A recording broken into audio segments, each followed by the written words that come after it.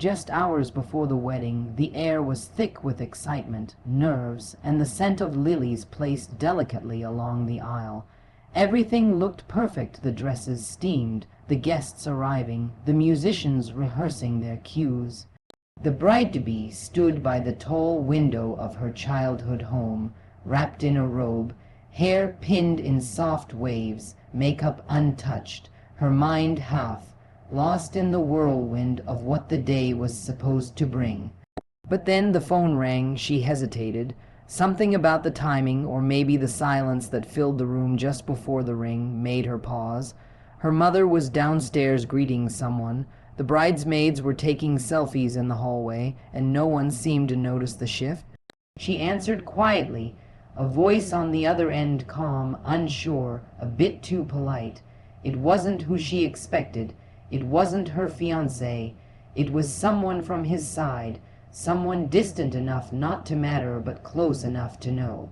What followed was confusing, then shocking. The voice stammered something about a secret, a delay, a hesitation that should have been confessed long ago but wasn't.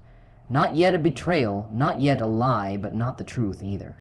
It wasn't devastating in the cinematic sense. No scandal, no affair, no double life. It was something more subtle. He had been offered a job, a big one, in another country, and he hadn't told her. The decision was already made.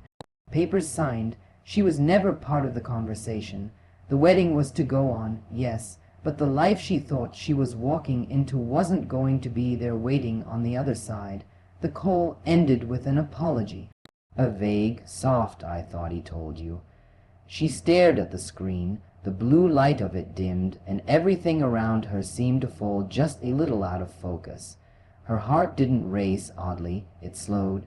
Thoughts flooded in, not panic but clarity. This wasn't about geography. It wasn't even about ambition. It was about trust. She thought they were building a future together. She thought they spoke about everything. Yet this one huge decision. He'd made it alone. She didn't scream. She didn't cry, not right away. She sat down slowly on the edge of her bed, the satin hem of her robe brushing the floor.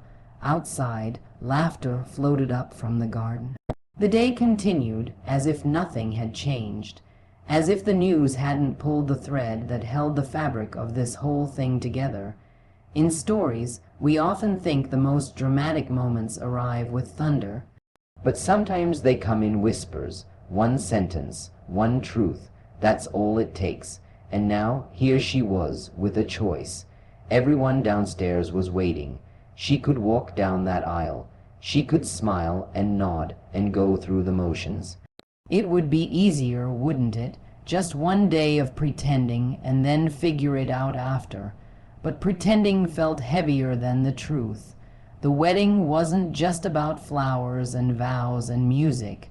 It was a symbol of understanding, of shared decisions, of knowing someone will be there with you, not just physically, but emotionally fully present. And now she wasn't sure he truly had been. She wondered how long he'd known. She wondered if he hesitated. She wondered if he ever intended to tell her at all. Someone knocked gently on the door, a bridesmaid asking if she was ready. She looked at herself in the mirror. Still her. Still calm, but something in her eyes had changed. She wasn't broken, she was awake. She didn't make a dramatic exit. She didn't call the wedding off in front of everyone. What she did was simple, quiet. She asked for a moment with him. She asked for honesty, and when she got it, she made her choice not out of anger but from strength. That's the beauty of stories like these. They teach us that love isn't just about saying "I do." It's about the 1,000 small choices before and after those words. It's about what we reveal and what we choose to hide, and whether, in the silence between us, we feel seen. She didn't walk away from love that day. She walked toward herself, toward clarity, and that's a kind of love, too, the kind that holds everything else up, and that is how it began.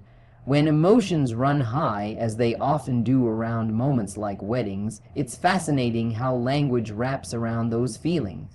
In British English, there's a certain nuance, a kind of quiet power in how emotions are expressed, not always loud, not always direct, but often carried in phrases and idioms that say far more than what's on the surface. That's exactly what made this story feel so human, so relatable. It wasn't just about what happened, it was about how it was spoken, and how language shaped every emotion along the way. Take, for instance, the moment when she first heard the news. The person on the phone was clearly nervous, and he began with, "I don't mean to drop a bombshell, but..."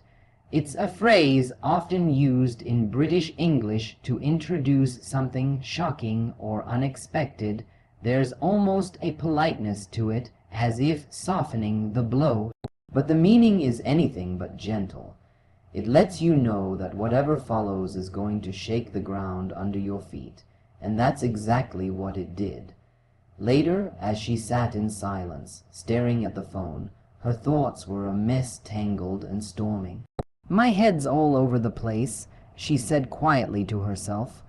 It's such a British thing to say in emotional confusion, understated, yet vivid. Her thoughts weren't just jumbled, they were scattered, spinning, impossible to catch.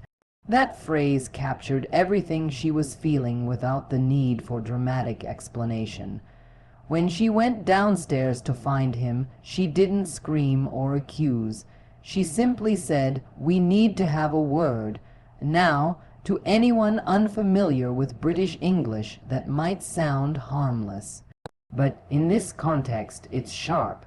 It cuts straight to the point. It's a warning. In emotional situations, that phrase carries weight. It tells the other person that something important is coming, and it won't be easy. As they sat together, and she asked him why he hadn't told her about the job, he fumbled for words. He said, "I didn't want to throw a spanner in the works." That one sentence told her everything. He didn't want to disrupt the plans, didn't want to cause friction. But of course, by hiding the truth, he did exactly that. In British English, to throw a spanner in the works means to ruin or interfere with something that was going smoothly. It's a way of admitting guilt softly, awkwardly, which is exactly what he did. Her response was calm but firm. "I'm not going to sweep this under the rug." Another common idiom, one that holds emotional weight. It means she refused to ignore it, refused to pretend everything was fine. She knew that doing so would only plant seeds of resentment. She didn't want their marriage to begin on buried truths. That one line made it clear this wasn't about the job offer. It was about trust, about partnership, about being told the truth, even when it's inconvenient. He tried to explain himself further. He said, "It all got out of hand." That idiom, used so often in daily British conversation, speaks to when a situation grows beyond control. He hadn't planned it this way. Things had spiraled, but again, even that was no excuse. She listened, and she understood, but understanding doesn't always mean agreement. And sometimes that's the most emotional part of all, when two people see each other clearly, but still stand on opposite sides of a decision. As they stood in silence, she finally said, "I need time to clear my head." Another everyday British phrase that reveals so much. It's gentle, not angry. It asks for space, but not out of coldness. She wasn't slamming doors. She was seeking clarity. It's the kind of line you hear all the time in emotional moments, in breakups, in confessions, in change. And it always means the same thing. I need to be alone with my thoughts because something important is shifting inside me. What made this story powerful wasn't just what happened, but how those everyday expressions helped carry the emotion. British English has this incredible way of folding deep feelings into casual lines. It doesn't shout, it suggests. It doesn't dramatize, it implies. And in emotional moments like these, that subtlety says everything. Because in the end, when she walked out into the garden and looked at the guests gathering, she didn't need to announce anything. She simply turned to her closest friend and said, I think I need a bit of breathing room. It was quiet. It was calm, and it was the bravest thing she could have said. The beauty of storytelling for advanced English learners lies in its elegance, not just in the words chosen, but in how the story unfolds, how the emotions breathe between the lines, and how meaning builds naturally without being forced. At this level B2, to C1 learners aren't just picking up vocabulary or grammar structures. They're absorbing tone, rhythm, nuance. So when the story of the surprise wedding begins, it's not about rushing into action. It's about letting things simmer, letting the characters' thoughts and feelings come forward in a way that feels real, human, and just complex enough to stretch the mind. The storytelling here doesn't explain everything directly because it trusts the listener's ability to read between the lines. For example, the bride-to-be isn't described as panicking when she hears the news. She doesn't dramatically cry or collapse. Instead, the story focuses on her stillness, on the way she looks out of the window, the way her fingers tremble slightly as she holds the phone. That kind of description gives learners space to imagine, to connect, to feel. And that's where language learning becomes truly alive, when it's not just about understanding words, but understanding people. A key part of elegant storytelling is pacing. The story doesn't rush to the wedding. It allows room to explore the character's inner world. There are moments of quiet reflection, thoughts like, "This wasn't how I pictured today," or "There's a difference between being in love and being known." These kinds of sentences are rich with emotional vocabulary, metaphorical language, and subtle grammar choices. They're layered. They invite learners to sit with the sentence, feel its weight, and consider how it was constructed.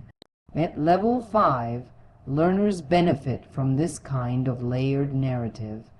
It challenges them to think critically, to feel what's unsaid, and to grasp idiomatic or culturally specific expressions without needing direct translation. For instance, when the character says, "He left me out of the biggest decision of his life," it's not just a statement, it's a doorway into trust, betrayal, and emotional depth, all conveyed in a simple structure that's easy to follow but deeply meaningful. The vocabulary throughout the story stays within reach, but it's never flat.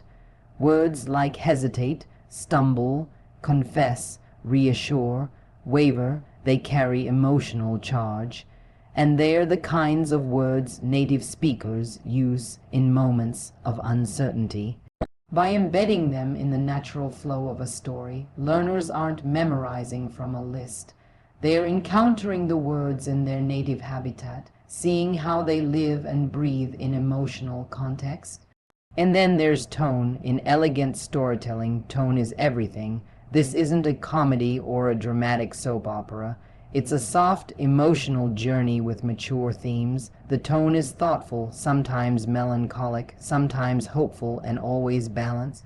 For learners at this level, tone teaches more than vocabulary ever could. It shows when to speak gently, when to pause, when to leave something unsaid.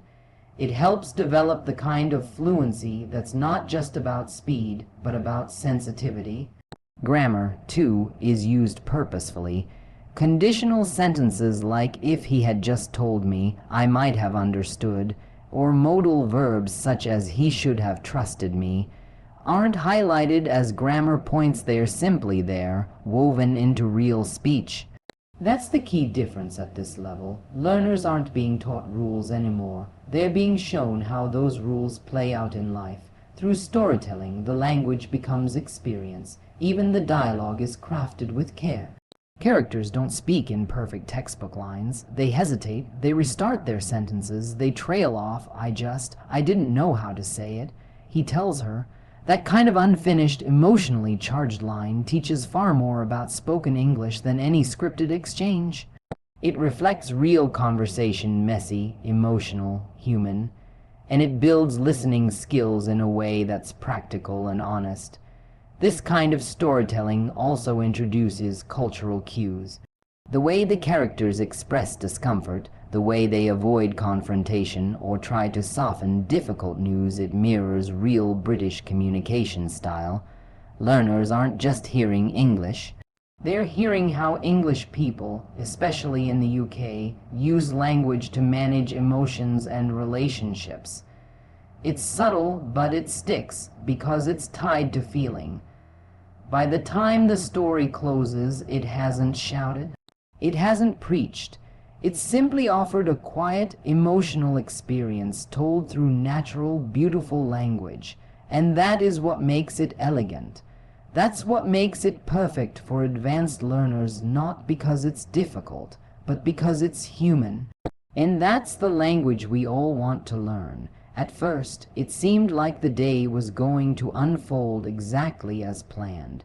The dress was perfect, the guests were arriving, and the excitement was building. Everyone was smiling, offering their congratulations, snapping photos, and soaking in the joy of what was supposed to be the happiest day of her life. Everything looked like a fairy tale from the outside. But beneath the surface, something was quietly unraveling, and no one knew it not yet. She had already heard the news. It hadn't come from him, but it had come. That alone had shaken her. There's something profoundly painful about learning something important secondhand. It's not just about the message, it's about who delivers it. And in that moment, what hit her hardest wasn't the job or the distance or even the timing. It was the silence, the omission, the choice he made not to tell her. Still, she didn't storm out. She didn't cancel the ceremony in front of everyone. That wasn't who she was. What she did instead was ask for a moment, just a moment, away from the music and the noise, away from the questions and the flowers and the pressure. She found him in a small room off the side of the venue, fixing his tie. He looked surprised to see her, maybe even nervous, but he smiled anyway. That's when she asked him the question, "When were you going to tell me?" He didn't pretend not to understand. He didn't lie, he just sighed, a deep, tired sigh, and then he said, "I didn't want to lose you." That moment, that one sentence became the turning point, not because it was dramatic, but because it was honest. That's where the twist came in. She'd been preparing herself for a confrontation, for explanations, for excuses, but what she got instead was fear, real, vulnerable fear. He hadn't told her because he was afraid that if he did, she might walk away. That she might not be willing to follow him, that their love, as strong as it seemed, might not survive the practical weight of change. It was a strange comfort and a strange hurt all at once, because she loved him. That part was true, but love without trust is like a house without a foundation. It might stand for a while, but the cracks will come. She looked at him, really looked, and asked softly, "Do you think I would have left you over a job? Do you think I love you so little?" That's the thing about a twist. It's not always about what changes in the story. Sometimes it's about what changes inside a person. In that instant, she realized something. Love isn't proven through big romantic gestures. It's not just about rings and vows and promises whispered in the dark. It's about truth. It's about showing up fully, even when it's uncomfortable, especially when it's uncomfortable. He had made a mistake. A big one, but he admitted it. He owned it, and that gave her a choice. She could walk away.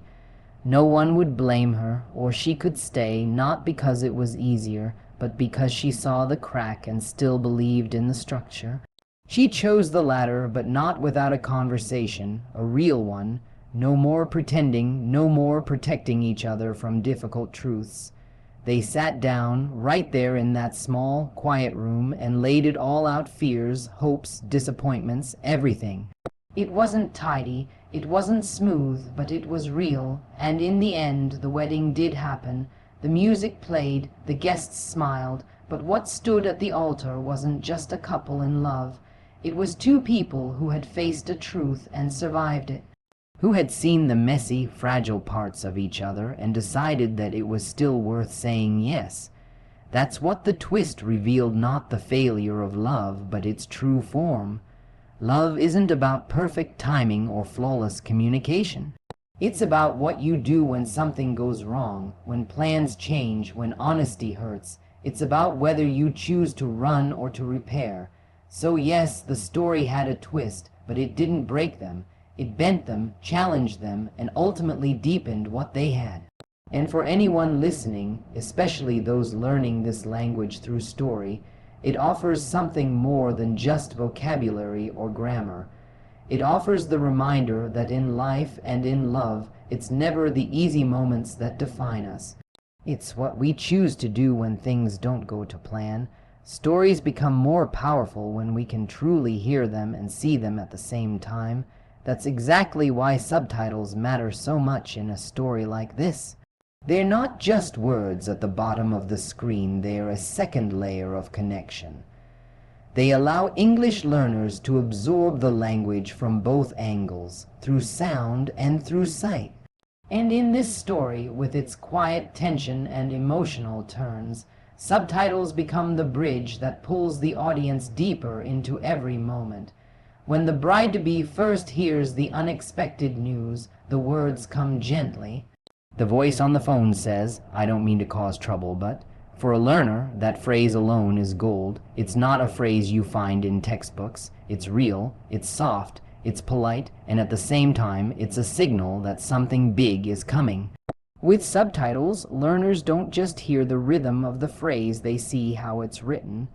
They catch the commas, the hesitation, the subtle tone built into the sentence. It's not just language, it's emotion wrapped in grammar. And seeing it while hearing it doubles the impact. As the story moves forward, those little everyday expressions begin to stack up. My head's all over the place. We need to have a word. He's thrown a spanner in the works.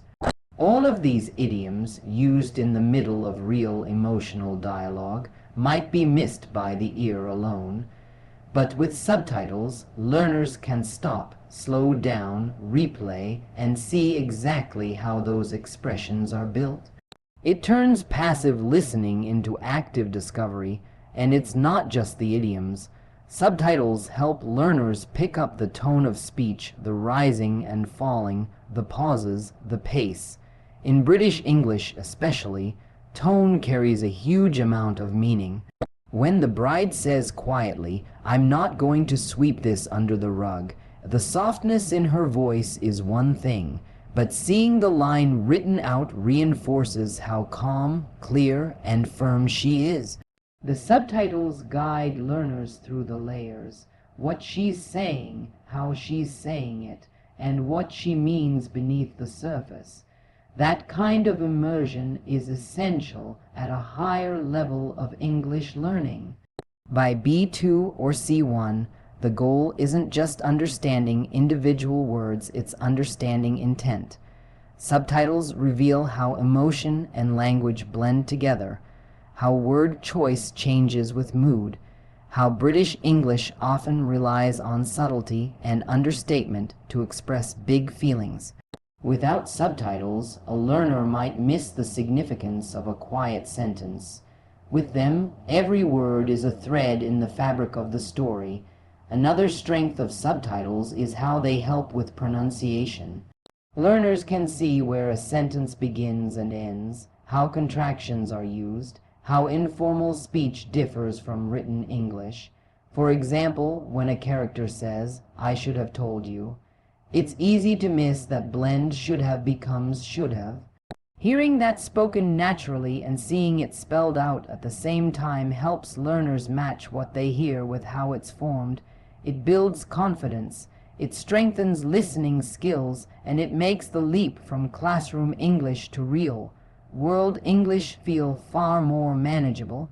What's also beautiful about using subtitles in a story like this is that it supports learners who have different styles. Some people learn best through sound, some through sight. Many need both. A complex, emotional story like this one gives space for both learning styles to flourish. It doesn't talk down to the learner. It invites them in to think, to feel, to read, and to listen all at once. The subtitles are like a quiet guide, gently helping without interrupting. Even the pacing of the story supports this kind of learning. It doesn't rush. The dialogue is thoughtful. The moments between characters stretch just enough to let the words sink in. There's space to breathe. That's important for learners. They're not racing to keep up. They're allowed to absorb, reflect, and return to any line they want. With subtitles, they are in control of how deeply they engage with the language, and perhaps most importantly, subtitles build connection. Learners aren't just reading a script, they're reading emotions. They're seeing how real people speak when they're scared or confused or in love. That human element, when paired with accessible text, creates a learning experience that's memorable and lasting. The language becomes part of the story, and the story becomes a tool for learning. That's why subtitled stories matter. They don't just help people understand English, they help them feel it. There's something uniquely beautiful about the sound of British English, the cadence, the clarity, the way emotion can be tucked into just the rise and fall of a sentence. And when you're learning the language at an advanced level, mastering pronunciation and rhythm becomes just as important as understanding grammar or vocabulary. That's where stories like this come in. Because when you hear real speech not from a textbook, but from people in emotional moments, speaking naturally, you don't just learn how to say the words. You learn how to feel them. This story, in particular, is full of those subtle moments where pronunciation and rhythm carry the weight of what's really going on. Take the opening scene when she's standing by the window, waiting. She isn't talking fast. Her voice is soft, almost hesitant. When she says, "I didn't think it would start like this," you can hear the natural pause after think. It's not robotic, it's human, and that pause, that tiny break in rhythm, says just as much as the words themselves. For learners, being able to hear that rhythm and match it is a powerful step toward fluency. The way British English plays with tone is often subtle, especially in emotional situations. It's not always dramatic. It's controlled, layered, and often slightly understated. In this story, the emotions aren't shouted. They're woven into how the lines are delivered. When the groom finally confesses, "I was afraid you'd say no," the stress naturally lands on afraid and no. Not because someone told him to say it that way, but because that's how emotion shapes speech.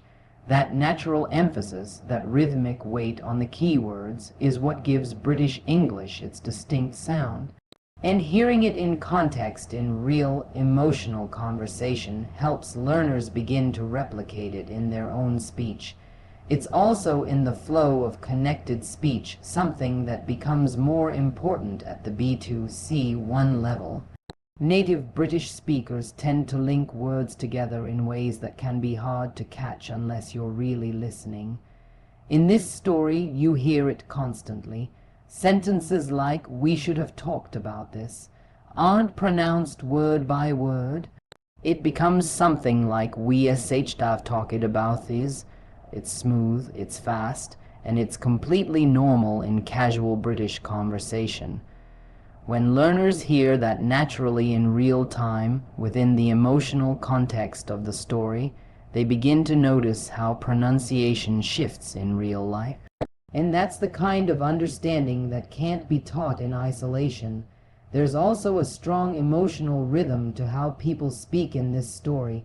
When the bride-to-be says, "I'm not angry, I'm disappointed," she doesn't rush. She lets the words land. She gives space between each sentence. That rhythm, the silence between thoughts, is part of what makes British English feel so controlled. even when the emotion is strong. Learners who are tuned into that can begin to feel where the natural pauses lie, where to breathe, where to hold back, and eventually they start to speak with that same balance, not just pronouncing each word correctly, but delivering sentences with the rhythm that native speakers use without thinking.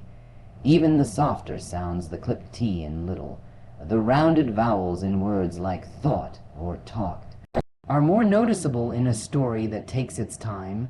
The characters in this wedding narrative don't shout over each other. They reflect, they explain, they pause. It gives learners time to really hear the shape of each sound, the movement of the tongue and the lips, the lightness of H in he had hoped, versus the stronger push in how could you. These are the things that shape accent and fluency, and hearing them in context gives learners a model that's both natural and attainable. What's more, hearing this kind of British English in an emotional story makes it easier to remember. When pronunciation is tied to feeling, it sticks. Learners remember how a character sounded when they whispered, "I just needed to know," or how their voice caught slightly in the sentence, "You could have told me." That's not just language practice, it's immersive listening. It trains the ear to pick up the subtle shifts in tone, the emotional rhythm, the way breath and voice work together in real communication. This is what makes a story like this so effective. It's not just telling a tale. It's teaching through sound. Learners who listen closely can mimic the stress, the tone, the rhythm. They can begin to sound not just accurate, but natural. And that's when English stops feeling like a subject and starts feeling like a voice. Thank you so much for joining me in this story. It wasn't just about a wedding or a surprise, it was about choices, trust, and the quiet strength that often hides behind the words we say. Throughout this journey, we didn't just follow the events of one emotional day, we explored how real British English is used in moments that matter. We heard idioms in action, felt the subtle meanings behind expressions, and watched how language can gently carry emotion without ever raising its voice. Every line, every pause, every breath in this story was crafted to help you experience the language, not just study it. For Level 5 learners, this kind of storytelling builds fluency in the most natural way through sound, feeling, and understanding. And with subtitles to guide you and pronunciation patterns to follow, each sentence became a stepping stone towards stronger, more confident English.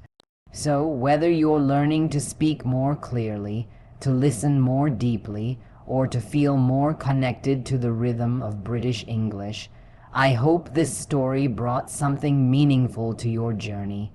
Because language isn't just about words, it's about people, emotion, and being understood. Take your time with it, rematch it slowly if you need to. Speak the lines out loud, let the rhythm become familiar, and above all, keep listening to stories that move you because that's where real learning happens. Until next time, stay curious, stay kind, and keep learning with love.